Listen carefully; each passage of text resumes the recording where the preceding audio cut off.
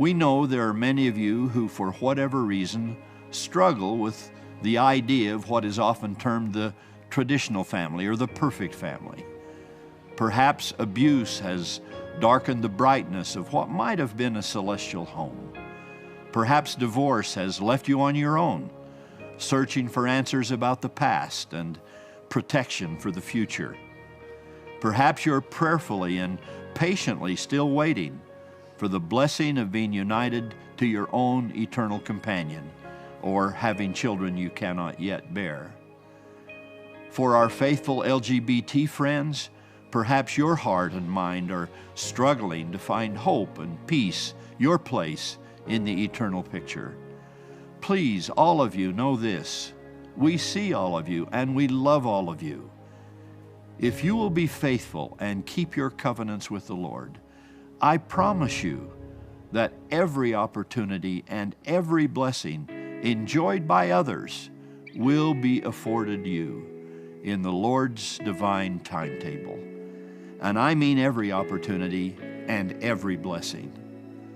No matter when, in the unfolding of our eternal lives, those future blessings are given to you, you are now, and you will be then, part of a family. Now try, if you can, and I know you can, avoid getting tripped up by the phrase traditional family, and instead replace it with a phrase like eternal family. With an eternal perspective comes understanding that we are all part of one big family, the family of God. That is why we call each other brother and sister.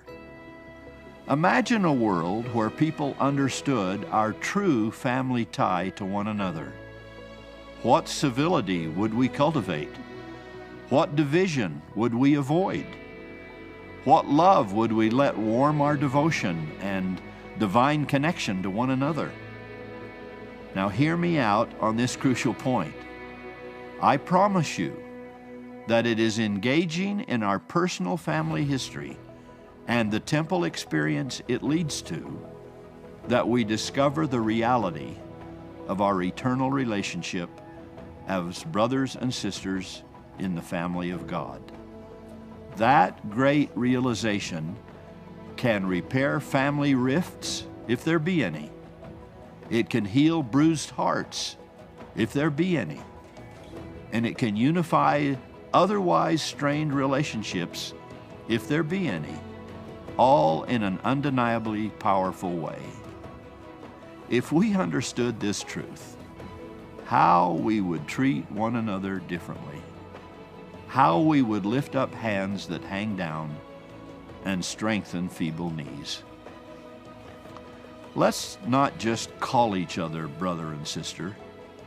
Let's show one another what it means when we realize we are one big eternal family. That will change overnight many of the thoughts and the deeds and our actions. We are missing the mark if when we tap into our family roots, we fail to recognize our divine roots, our foundation, and our connection to our Father in heaven. He loves us, He worries about us, and He hopes we will listen to the counsel He wishes to give us. Bonds, ties, connections, eternity. I love thinking that my husband and I and our children are safe in Heavenly Father's arms forever if we keep His commandments and truly desire that blessing.